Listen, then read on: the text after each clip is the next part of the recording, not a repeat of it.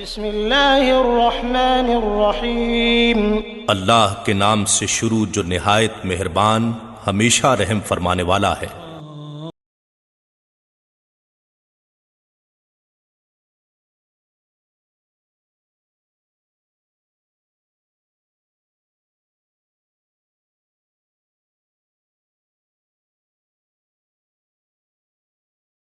الحمدللہ رب العالمین نحمدہ ونصلی علی رسولہ الکریم اما بعد فاعوذ باللہ من الشیطان الرجیم بسم اللہ الرحمن الرحیم اللہم رب زدنی علما صدق اللہ العلی العظیم ان اللہ ملائکتہ یصلون علی النبی یا ایھا الذین آمنوا صلوا علیہ وسلموا تسلیما اللہم صلی علی سیدنا مولانا محمد وعلی آل سیدنا مولانا محمد وبارک وسلم علیہ۔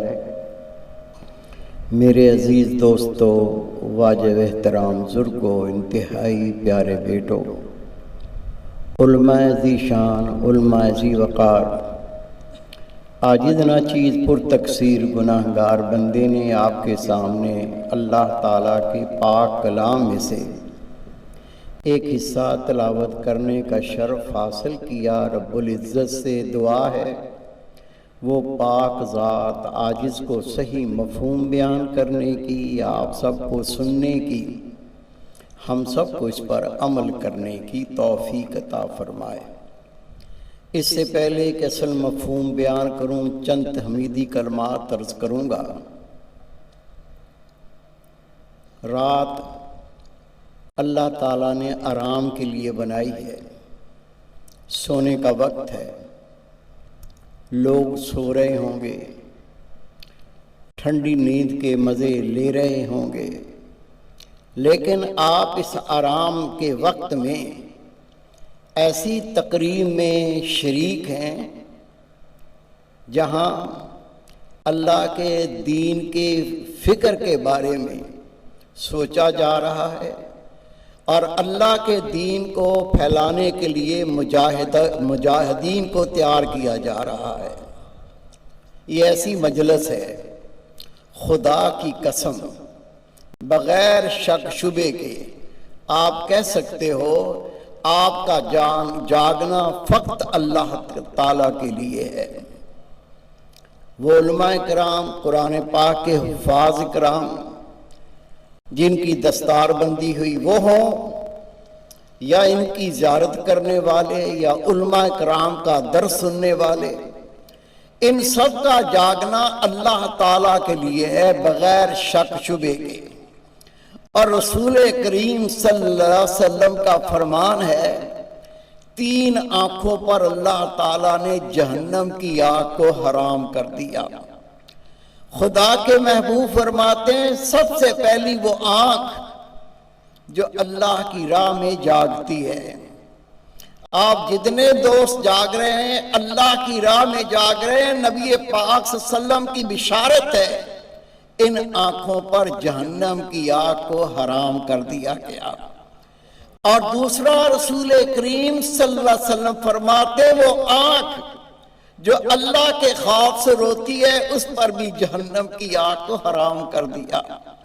اور تیسرا رسول کریم صلی اللہ علیہ وسلم فرماتے ہیں وہ آنکھ جو حرام دیکھنے سے باز آئی اس پر بھی جہنم کی آگ کو حرام کر دیا۔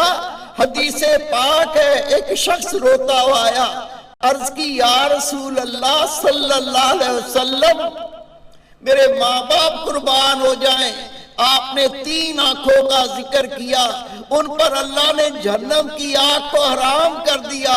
ایک وہ آنکھ جو اللہ کی راہ میں جاگتی ہے، دوسری وہ آنکھ جو اللہ کے خوف سے روتی ہے، اور تیسری وہ آنکھ جو حرام دیکھنے سے باز آئی ہے۔ یا رسول اللہ میں اللہ کے خوف سے رو رہا ہوں، لیکن میں تو پورے جسم کو جہنم کی آگ سے بچانا چاہتا ہوں۔ میرے محبوب پاک نے فرمایا ہم نے جو کہا کہ وہ آنکھ جو اللہ کی راہ میں جاگی اس پر جہنم کی آنکھ کو حرام کر دیا، وہ آنکھ جو اللہ کے خوف سے روئی اس پر جہنم کی آنکھ کو حرام کر دیا، اور وہ آنکھ جو حرام دیکھنے سے باز آئی اس پر جہنم کی آنکھ کو حرام کر دیا۔ میرے پیارے محبوب نے فرمایا اس کا مطلب یہ ہے پورے جسم کو جہنم سے نجات عطا کر دی۔ سب کو مبارک ہو۔ خدا کے محبوب فرما دیں، اللہ کا رسول فرمائے، کسی کو شک ہو سکتا ہے؟ مبارک ہو، اللہ تعالیٰ نے آپ کو جہنم کی آگ سے نجات دے دی۔ الحمدللہ، صد الحمدللہ، اللہ کا احسان ہوا۔ خدا کی قسم ہم خود مجلس میں نہیں آئے، اللہ نے مہربانی کرنی تھی، اللہ نے بخشش کا پروانہ دینا تھا، اللہ کی رحمت کا نزول ہونا تھا، اللہ نے دل میں ڈالا، پھر گھر سے نکالا اور اس مجلس میں لا کے بٹھا دیا۔ علماء کرام کی آپ نے زیارت کی، ابھی بھی کریں، کتنا بڑا شرف ہے، کتنا بڑا شرف ہے۔ صرف 2 حدیثیں عرض کروں گا۔ نبی پاک صلی اللہ علیہ وسلم فرماتے کہ اللہ کے دین کا علم حاصل کرے اور دوسروں کو وہ علم پہنچائے۔ اللہ کے دین کا علم حاصل کرے اور دوسروں کو پہنچائے۔ اللہ کے محبوب کا فرمان ہے جنت میں وہ انبیاء کرام سے صرف 1 درجہ نیچے ہوگا۔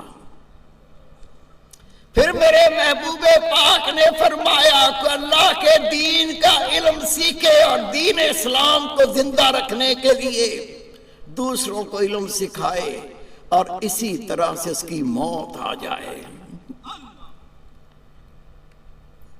میری علماء کرام سے عرض ہے، یہ جو میرے بچے عالم بنے، فارغ ہوئے، دعاؤں میں یہ دعا شامل کر لو، یا اللہ میری موت اسی کام میں آئے۔ اگر اللہ نے قبول کر لیا کیا رتبہ ہوگا؟ نبی پاک صلی اللہ علیہ وسلم فرماتے ہیں اللہ کا دین اسلام زندہ رکھنے کے لیے کہ اللہ کے دین کا علم سیکھتا ہے اور دوسروں کو سکھاتا اور اسی طرح اس کی موت آ جائے۔ میرے محبوب فرماتے جنت میں وہ بھی انبیاء کرام کے ساتھ ہوگا۔ کتنا بڑا اعزاز ہے۔ ایک بچہ امام اعظم ابو حنیفہ رحمۃ اللہ علیہ کی خدمت میں آیا، ماں ساتھ ہے، عرض کی یا حضرت بچہ یتیم ہے، باپ کا سایہ نہیں ہے، آپ کے پاس لائی ہوں، اسے قرآن پاک کی تعلیم دے، رسول پاک کا دین سکھائیں، ادب سکھائیں۔ آپ نے بچے کو دیکھ کے فرمایا یہ قرآن پاک کا حافظ ہے؟ ماں نے کہا نہیں، آپ کے پاس قرآن پاک کی تعلیم کے لیے لائی ہوں۔ حضرت امام اعظم رحمۃ اللہ علیہ نے فرمایا جو قرآن پاک کا حافظ نہیں ہوتا میں اس کو اپنا شاگرد نہیں بناتا، میں کوئی مسئلہ بیان کروں گا اسے قرآن پاک آتا ہی نہیں ہے، کیسے سمجھے گا؟ ماں روتی بچے کو لے کے واپس چلی گئی۔ استاد نے قبول نہیں کیا۔ ایک وہ دور تھا اور ایک آج دور ہے، اعلان کر رہے ہیں اپنے بچے دے دو تیری جنت کا وسیلہ بن جائے، اپنے بچے دے دو، خدا کی قسم ایمان والی موت مل جائے، تیری قبر روشن ہو جائے، اللہ اس کا رسول تجھ سے راضی ہو جائے، روزے محشر اللہ تیرے سر پہ ایسا تاج رکھے جس کی روشنی دنیا دیکھ کے رش کرے۔ اعلان ہو رہے ہیں، کالج میں پڑھا کہ کلرک بنانا پسند ہے، رسول پاک کا نائب بنانا سوچیں گے، پھر تو گاڑی نکل جائے گی، پھر کیا سوچیں گے؟ آج اور ابھی سوچنے کا وقت ہے۔ بچے کو لے کے چلی گئی، اگلا دن آیا، سورج چڑھا، ماں نے پھر بچے کو اپنے ساتھ لیا. حضرت بچے کو لائی ہوں, اپنی شاگردی میں قبول فرما لیں. آپ نے فرمایا بہن کل کہا نہیں تھا اسے قرآن پاک حفظ ہے؟ میں ایسے کو شاگرد نہیں بناتا جس کو قرآن پاک نہ آتا ہو.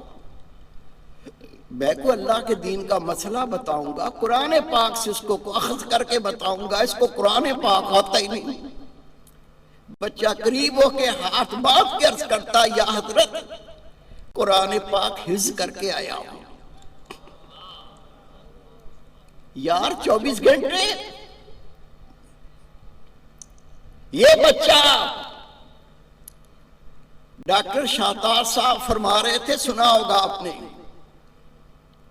کالج میں پڑھ لیتا تو کہیں کلرک لگ جاتا, کالج میں پڑھ لیتا تو کہیں سپرڈنٹ لگ جاتا, کالج میں پڑھ لیتا تو پولیس میں بھرتی ہو جاتا. اور رسول پاک کے امتی خدا کی قسم تجھے اللہ نے قبول کیا ہے, یہ پاؤں کی ٹھوکر کے پتھر ان سے آگے نکل.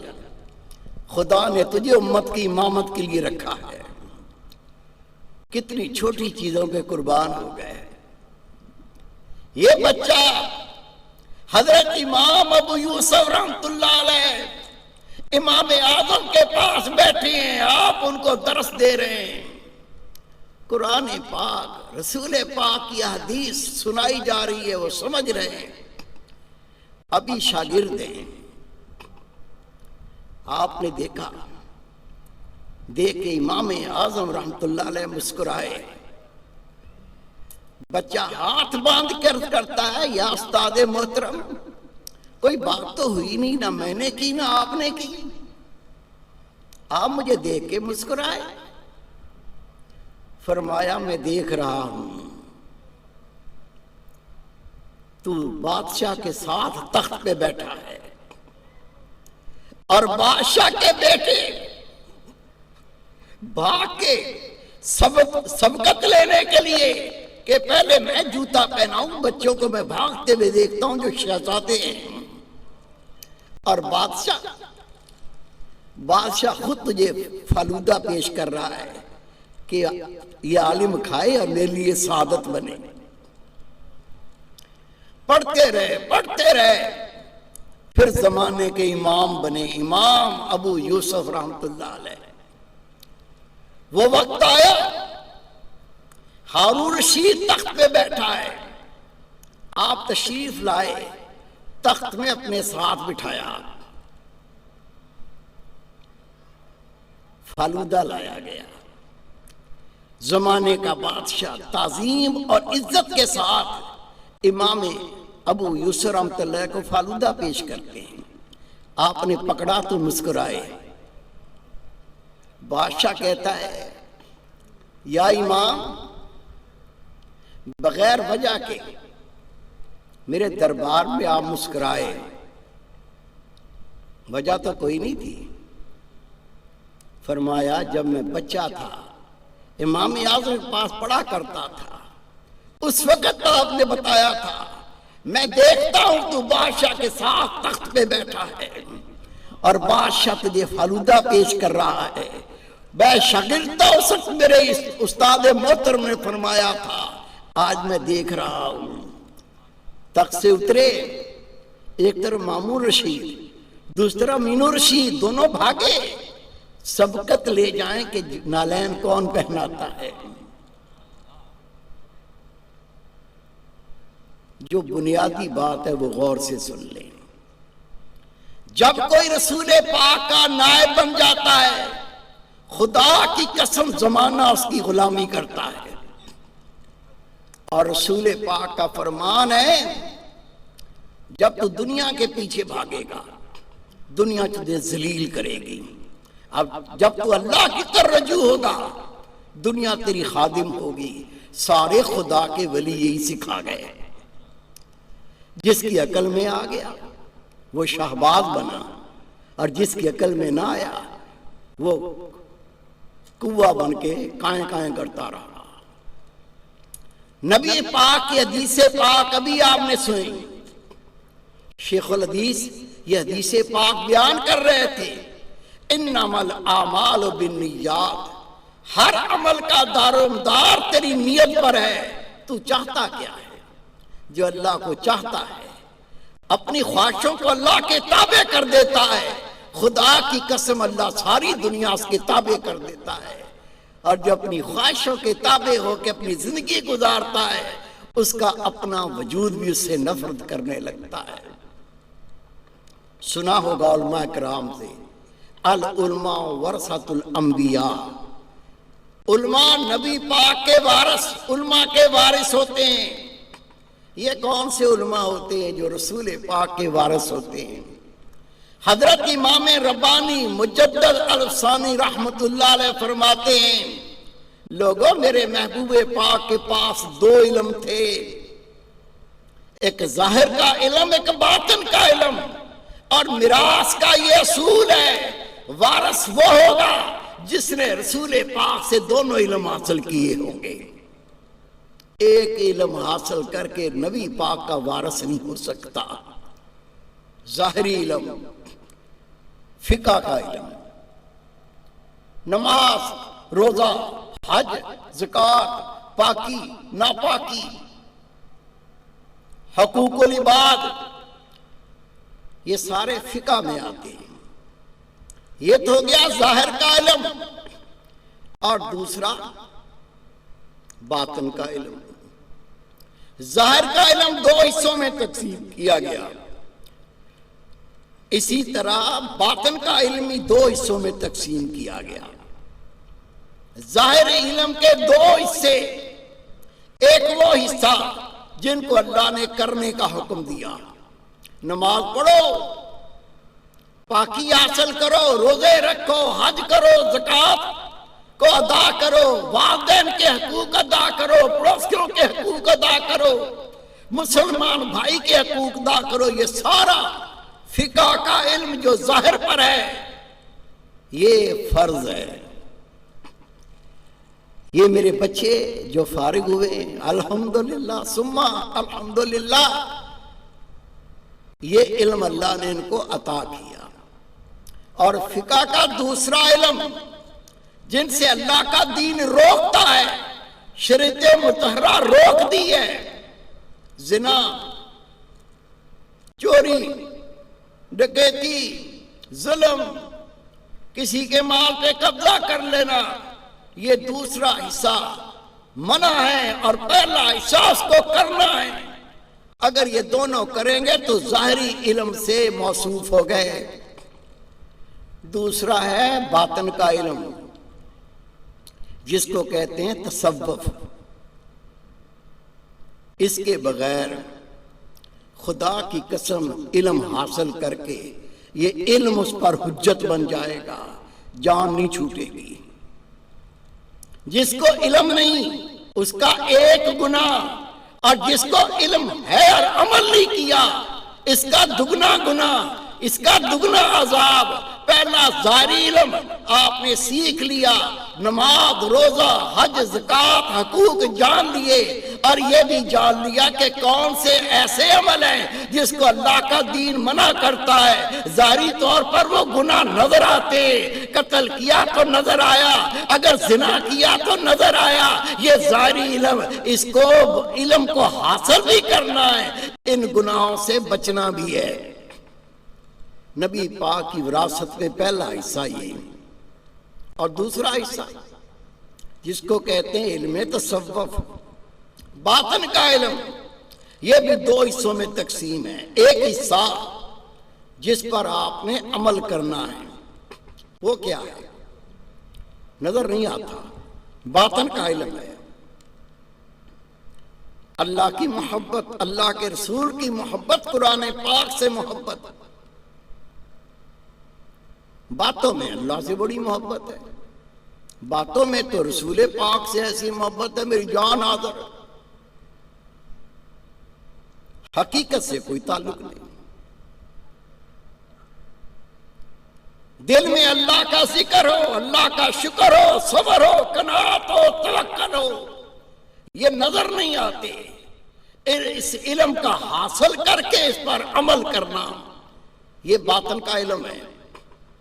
اور دوسرا، جس کو منع کر دیا گیا، حسد نہیں ہونا چاہیے، بغض نہیں ہونا چاہیے، کینہ نہیں ہونا چاہیے، گناہ کی محبت نہیں ہونی چاہیے، اللہ کی نافرمانی کا خیال نہیں ہونا چاہیے، یہ باطن کے یہ علم نبی پاک صلی اللہ علیہ وسلم نے یہ دونوں علم عطا کیے، ظاہر کا علم بھی اور باطن کا علم بھی۔ جس بندہ مومن نے ظاہر علم حاصل کیا کہ مجھے کس کس اللہ کے حکم پر عمل کرنا ہے اور وہ کون سی باتیں جس سے مجھے رک جانا ہے وہ نہیں کرنی، اور دوسرا باطن کا علم، کون کون سی چیزیں مجھے حاصل کرنی ہیں اور کن کن باتوں سے اللہ نے منع کیا ہے، وہ باتیں نظر نہیں آتی، اس کا علم بھی حاصل کرنا فرض ہے اور اس کے ساتھ ساتھ اس پر عمل کر کے دکھانا ہے۔ جب یہ دونوں علم بندہ حاصل کر لیتا ہے تو رسول پاک کے دین کا وارث بن جاتا ہے۔ دکان کھلی ہوئی الحمدللہ، سودا موجود ہے، آگے بڑھ کے لے لے، اللہ کا یہ شان ہے، اللہ کا یہ کرم ہے۔ علماء کرام جو آپ کو پڑھاتے ہیں، اللہ تعالیٰ نے ان کو تقویٰ دیا، پرہیزگاری دی، ظاہری علم بھی دیا، باطنی علم بھی دیا، وہ اللہ کے ذاکر بھی ہیں، وہ اللہ کے شاکر بھی ہیں، اللہ کے صابر بندے بھی ہیں، ان کی نگاہوں میں پاکیاں ہیں، ان کے قلوب میں پاکیاں ہیں، دل ان کے روشن ہیں۔ ایسے اساتذہ کا ملنا آج کل کے دور میں اگر ناممکن نہیں تو مشکل ضرور ہے، نہیں ملتے۔ میں اپنے بچوں سے، اپنی اولاد سے اتنی عرض کروں گا، قدر کر لو خدا کی قسم، کہیں گاڑی نکل نہ جائے، ہاتھ نہ ملتے رہ جائیں۔ ہمیں سکھانے والے سکھا گئے۔ حضرت عبداللہ ابن عمر رضی اللہ تعالیٰ عنہ، آپ کو کہیں جانا تھا، گھوڑا پیش کیا گیا، آپ نے گھوڑے کی لگام پکڑی، حضرت عبداللہ ابن عمر رضی اللہ تعالیٰ عنہ کہیں جانا چاہ رہے تھے، گھوڑا آ گیا، پیش کیا، جب چڑھنے لگے تو حضرت عبداللہ ابن عباس رضی اللہ تعالیٰ دوڑ کے آئے اور گھوڑے کی رکاب پکڑ کے کھڑے ہو گئے کہ عبداللہ ابن عمر اس رکاب میں پیر رکھ کے آسانی سے گھوڑے پہ سوار ہو جائیں۔ حضرت عبداللہ ابن عمر فرماتے ہیں، اے عبداللہ ابن عباس، مجھے شرم آتی ہے، آپ رسول پاک کی آل ہیں، ایسا نہ کریں، آپ میرے محبوب پاک کی آل ہیں، اہل بیت سے ہیں، آپ ایسا نہ کریں۔ حضرت عبداللہ ابن عباس رضی اللہ تعالیٰ عنہ نے فرمایا، ہمیں نبی پاک کا یہی فرمان ہے، علماء کی عزت کریں۔ عبداللہ ابن عمر، ہمیں نبی پاک کی یہی تعلیم ہے، علماء کرام کی تعظیم کریں، علماء کرام کو عزت دیں۔ میں نے رسول پاک کے فرمان پہ عمل کرتے ہوئے رکاب کو پکڑ کے اس پر آپ کو بٹھانے کی کوشش کی۔ اسی وقت حضرت عبداللہ ابن عمر رضی اللہ تعالیٰ عنہ نے حضرت عبداللہ ابن عباس کا وہ ہاتھ پکڑ لیا جس ہاتھ سے آپ نے رکاب میں پیر رکھوا کے اوپر چڑھایا تھا، ہاتھ پکڑ کے چوم کے آنکھوں سے لگایا، فرمایا عبداللہ ابن عباس، ہمیں بھی رسول پاک نے یہ تعلیم دی ہے کہ میرے اہل بیت کی عزت کرو، ان سے محبت کرو، ان سے پیار کرو۔ ایک طرف بڑوں کی عزت تعظیم اور حضرت علی شیر خدا رضی اللہ تعالیٰ عنہ فرماتے ہیں، جس نے مجھے ایک لفظ پڑھایا وہ میرا استاد، اگر مجھے کسی کے پاس فروخت کر دے میں اف نہیں کروں گا، یہاں تو اللہ کی وہ رحمتیں ہیں، ظاہر کا علم بھی، باطن کا علم بھی، اللہ کے ذکر کی تعلیم بھی، صبر کی تعلیم بھی، شکر کی تعلیم بھی، ظاہری پاکی کی تعلیم دی تو باطن کی پاکی کی تعلیم بھی دی۔ اب آپ کی مرضی ہے، چاہیں اپنے آپ کو ان علماء کے گروہ میں شمار کریں، تحقیق تو بڑی کی انہوں نے، کتابیں بھی بڑی لکھی، اور ایسے ایسے نکات بیان کر گئے بندے حیران ہو گئے، لیکن خدا کی قسم ان کا نام تک کوئی نہیں جانتا۔ اور ایسے بھی علماء کرام اس دنیا میں آ کے لوٹے، ان کا نام سنتے ہیں تو نظر تعظیم سے جھکتی ہے۔ شیخ عبد القادر جیلانی رحمۃ اللہ علیہ عالم تھے، لیکن رسول پاک کا وہ علم جو ظاہر اور باطن نبی پاک نے پھیلایا، وہ علم کے آپ مالک تھے۔ امام غزالی رحمۃ اللہ علیہ میرے بھائی عالم تھے، لیکن آپ نے دونوں علم حاصل کیے جو نبی پاک کی وراثت تھی۔ حضرت امام قشیری رحمت اللہ علیہ، ایک لسٹ ہے کس کس کا نام لوں، امام ربانی مجدد الفسانی رحمت اللہ علیہ کہتے ہیں خدا کی قسم مجھے اللہ نے الہام کیا، اے امام ربانی جو تو کہہ دے، جو تو دکھ دے، تو اس کا اعلان کر، یہ سارا علم میں نے تجھے عطا کیا۔ اس گھرانے سے تعلق، اس گروہ سے تعلق، اس سے بڑی اور خوش نصیبی کیا ہوگی؟ آپ اپنے مکتوب میں لکھتے ہیں قیامت تک جو میرے طریقے میں داخل ہوگا، میں ان کے نام جانتا ہوں، ان کی ولدیت جانتا ہوں، میں تمہیں ایک ایک کے بارے میں بتا سکتا ہوں۔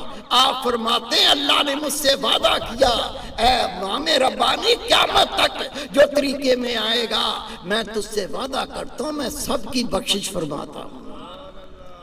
چھوٹا اعزاز ہے، کوئی کم بڑا چھوٹا نصیب ہے میرے بھائی، میرے بیٹے۔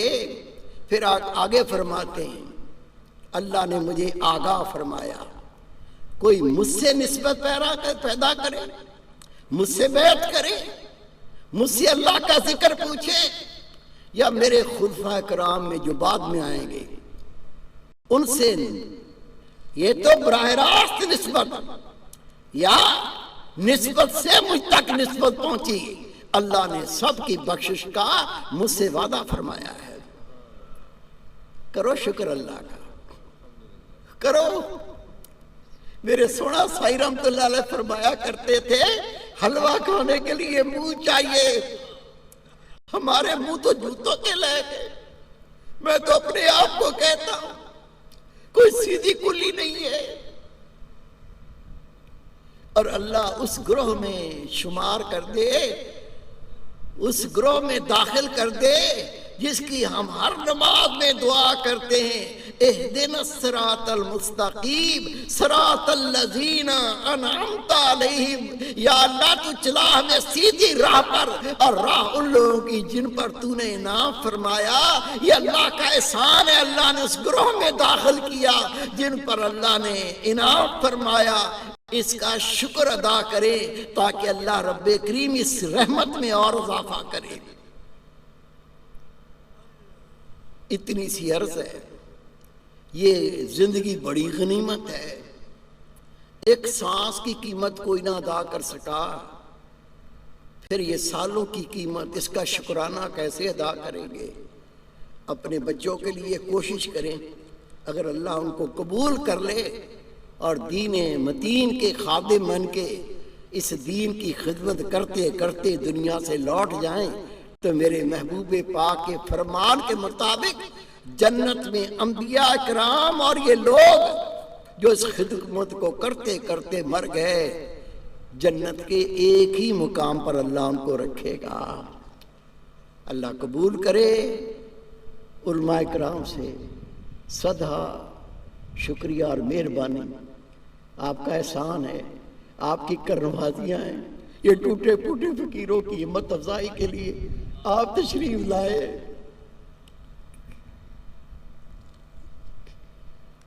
قدر کرو، قدر کرو. یہ گندی دنیا کے پیچھے پڑ کے اپنی عاقبت کو خراب نہ کرو، اپنی قبروں کو خراب نہ کرو. میرے محبوب پاک کا دین دنیا سے منع نہیں کرتا.